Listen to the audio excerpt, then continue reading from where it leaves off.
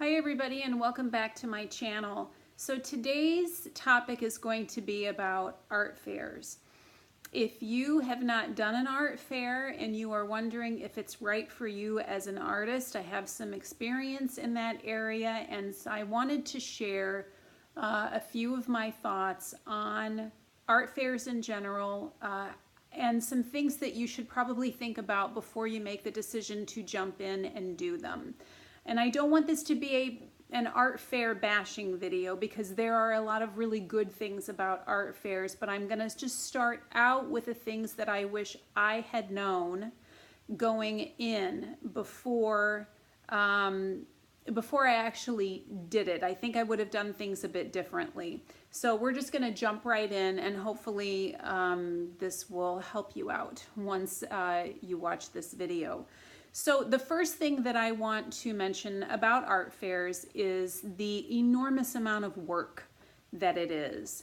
If you've ever been to an art fair, then you probably have seen artists who are sitting in their director's chairs and they are watching customers come up to their booth, and every once in a while, hopefully often, they are collecting money for the artwork that they have for sale. This is a very small part of doing an art fair, and what takes place at an art fair.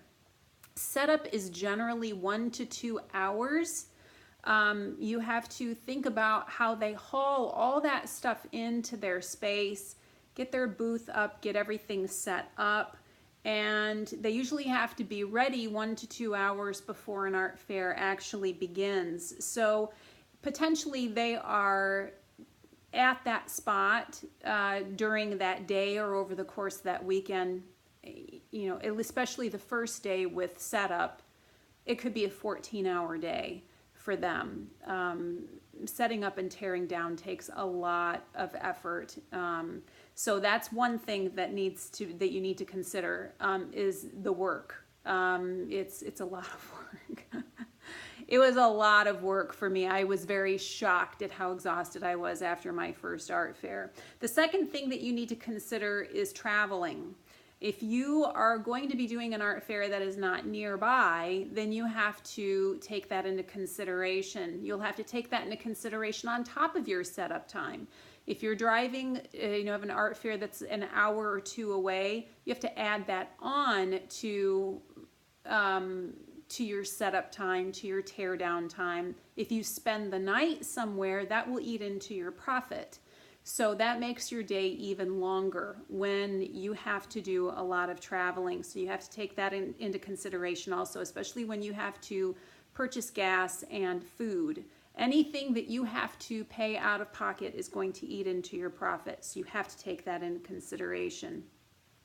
Another thing is that artists work weeks, months beforehand to prepare for an art fair. It's sort of like having a yard or tag sale.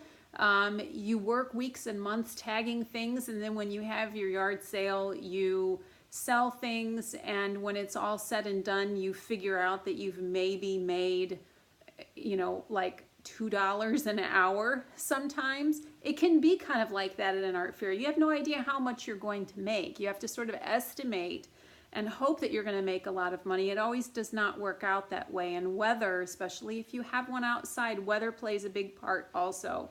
You cannot control the weather. So that is something that you have to take into consideration. You have to figure out what it is you're going to sell when you prep for an art fair. You have to decide whether or not you're going to have your materials, your images, your original work matted and framed.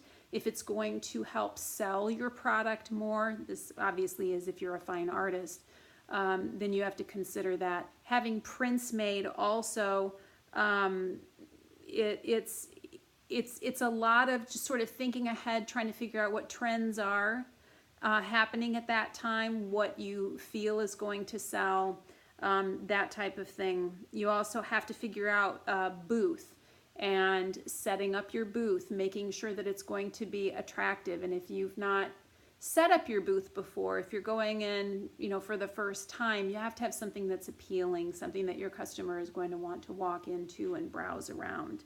I've got my cheat sheet down here. That's why I keep looking down at the floor. So I always try to make this so that you can't tell, but I don't know who I'm fooling. Of course you can tell. Nobody just randomly looks down at the floor. Okay, so the next thing is it's a financial investment. So art fairs cost money to attend. They cost money to sign up for. Entry fees, booth fees. I personally have seen fairs, have friends who have done fairs that have paid upwards of $2,000 for a booth fee for a 4-day fair. And yes, that's a lot of money. You have to feel extremely confident that you are going to get that kind of money back. Remember, you would have to sell, if you sign up for a $2,000 show, that you have to sell $2,000 worth of your goods in order to just break even. So that is definitely something that you need to consider. Now, if you get accepted into a fair, then your entry fee will generally go towards your booth fee, which is good. But you have to take that into account, that you have these application fees. And usually they do that because they want to sort of weed out people that they don't feel would be a good fit. They want to make sure that you're serious about being in an art fair. So that's a lot of times that's one of the reasons why they have these kind of entry fees, because they want the best of the best. And they also want it to make, they want to make it worthwhile to them and to you. Regarding financial investment too, you have to take into consideration that you have a lot of things that you're going to have to purchase beforehand. You will have a tent that you'll have to buy. Your tent should have walls. You need weights for your tent. Especially if you're planning on doing outdoor. If you're indoor, you don't have to worry so much about walls or weights or anything like that. But for a lot of people who give the advice that you just get one of these pop-up tents from Costco that just has an overhead to it, I do not recommend that because I have seen wind pick up tents that do not have weights attached, and these tents have flown into vehicles. So if you're going to attend an art fair, be responsible about it. Purchase the things that you're going to need so that your work stays safe and that you can also protect your neighbor's work as well from the elements. It's very, very important to look like a professional, and if you have a $50 pop-up tent that doesn't have any walls or weights, then you're really just hurting yourself when you do that. So definitely take that into consideration. Accessories for display, you also have to think about that. Now, if you go to Pinterest, you can find a lot of ideas for booth displays. In fact, I really believe that's just what you type in. I haven't searched in a while, but if you type in art fair booth display on Pinterest, then a lot of really great ideas come up on creative ways to build your own walls so that you can hang your artwork from them. There are a lot of people who get extremely creative, and they bring rugs and little pieces of furniture and things like that to make their booth look as homey as possible to really entice the public to come in and browse around and hopefully purchase something. So I highly suggest that you go to Pinterest and look at that. Here comes Emmy. I can't ever be on camera without Emmy eventually showing up.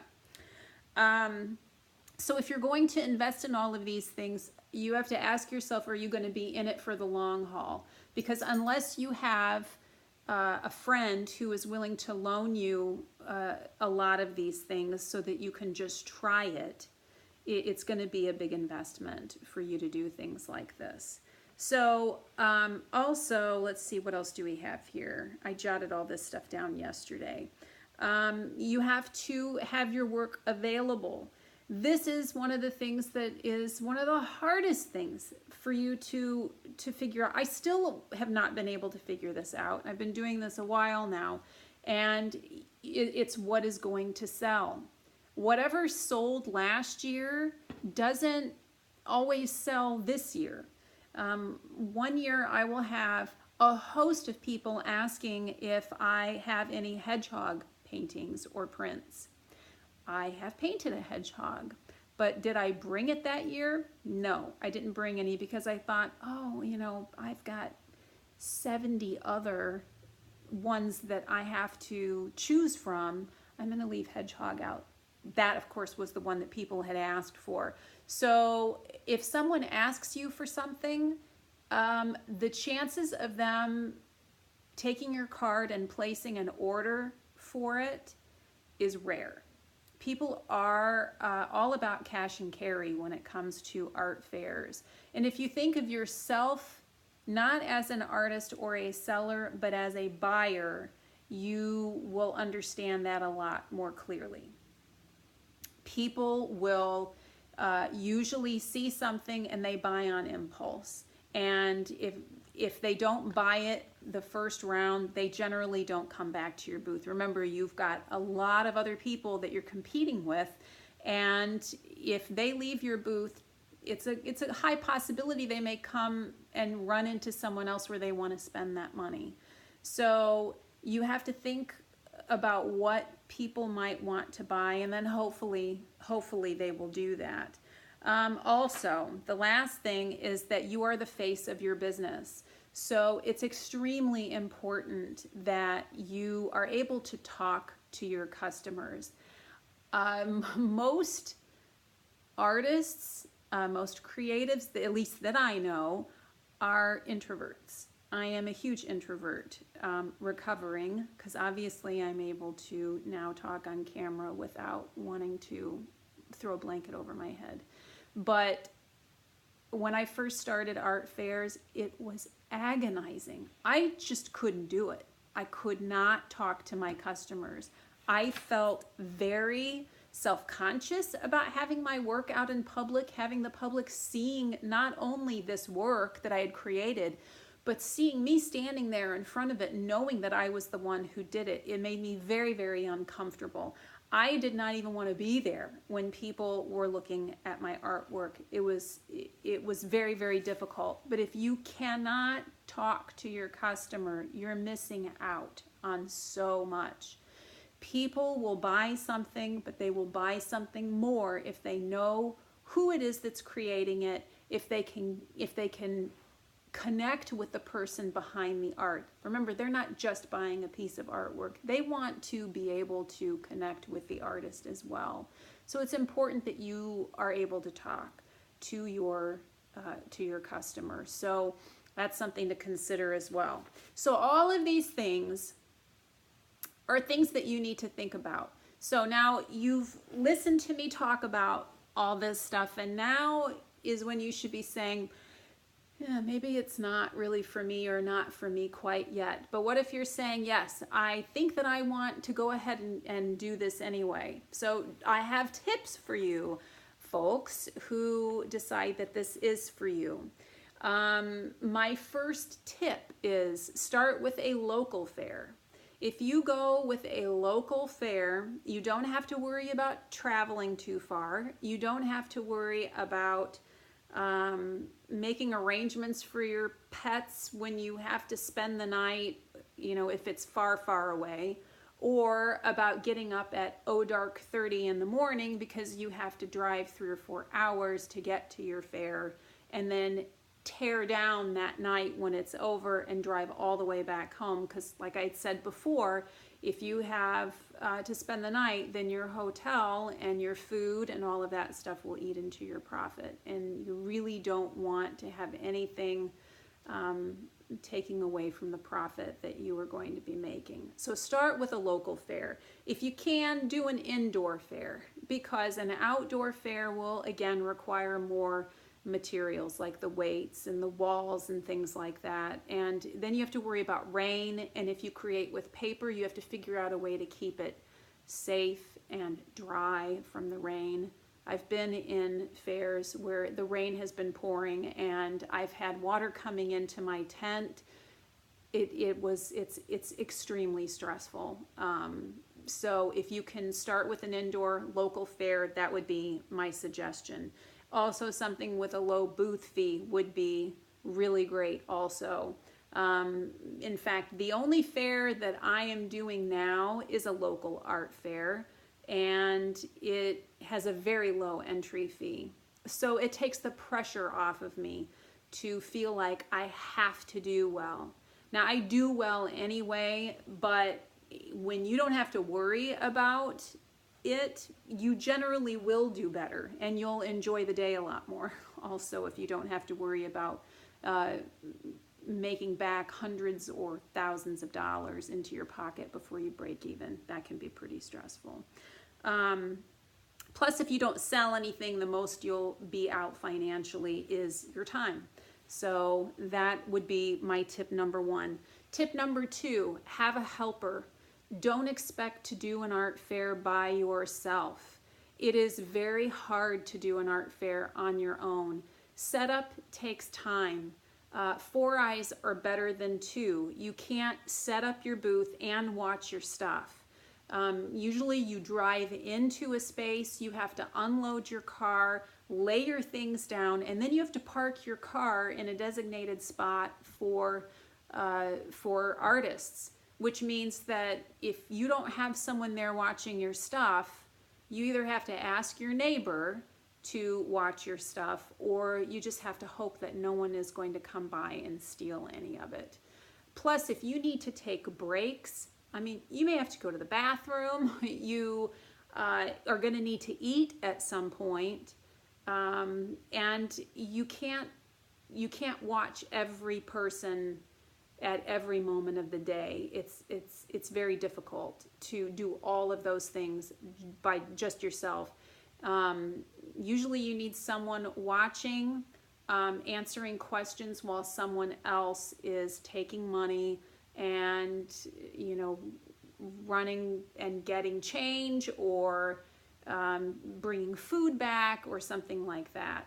So it's really important. It's beneficial to you if you have a helper.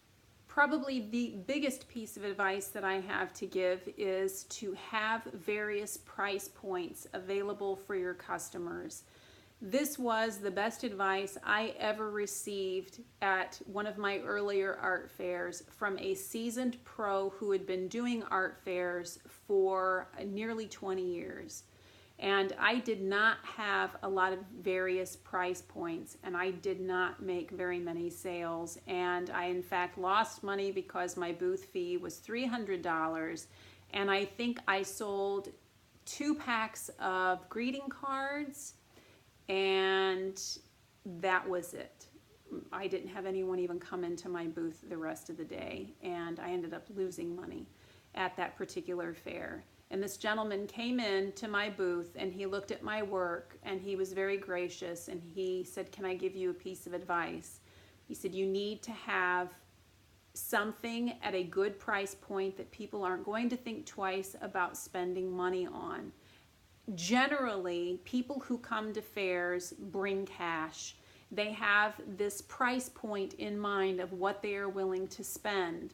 Usually people want to leave fairs having purchased a few items. So in their mind, they know what they're willing to spend, and they're generally not going to go above that amount unless they really, really love a particular piece and decide that they just want to spend their money on one piece of artwork or something like that if they're looking for something specific." He happened to sell these little clay birds, and they were around $30 a piece. He could not keep them in stock. People were lining up outside his booth to purchase these. They were adorable, and that was what sold. Then he would get the occasional person that would come in and would purchase a larger, more expensive piece of work, but he made the majority of his money on these lower price point little figurines. So if you're going into an art fair and you've got a lot of original paintings that you're selling for hundreds of dollars, please make sure that you have some items that are going to be less, you know, prints for $30.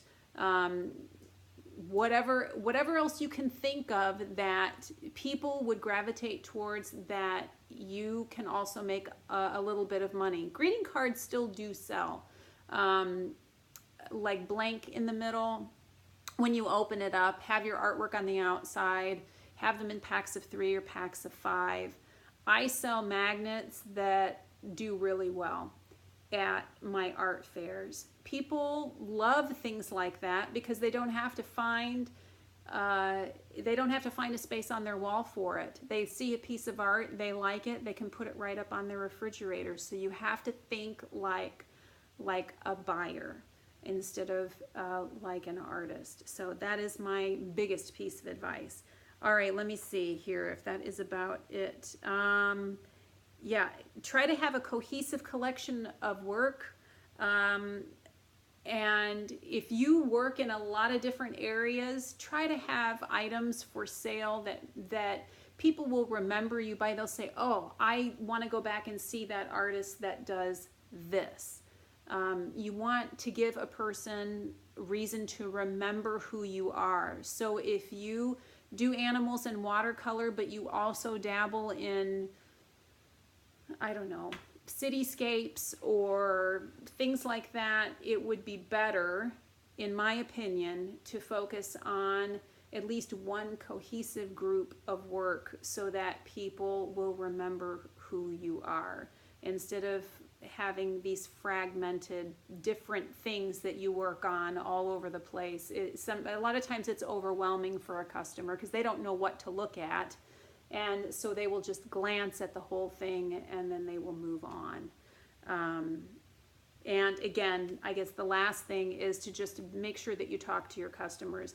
It is a very rare opportunity for you to see who your target market is. The people who are coming into your booth, what do they look like? How old are they? Are they men? Are they women? You can find out a lot about your customers just by observing. And these are the people who are coming into your booth, who are buying your work. This is your market. This is the best way to find out who you are trying to sell to. And if you get information like that, that is what you can use to sell online to people. So art fairs are great sources for finding out who your target market is.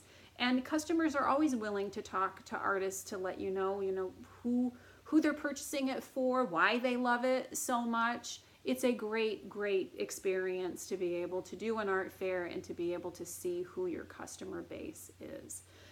So I hope I've answered a lot of questions regarding art fairs. If you've done art fairs and you have some experiences or stories, because there are always stories when it comes to art fairs. I've got plenty myself, but I've talked enough in this video. I would love to hear your experience. If you have any more questions that I wasn't able to answer, ask them in the comments section below. And if you like this video, give it a thumbs up so I know I'm on the right track in providing content that you would like to see. And thank you for watching, and I look forward to seeing you next time. Bye.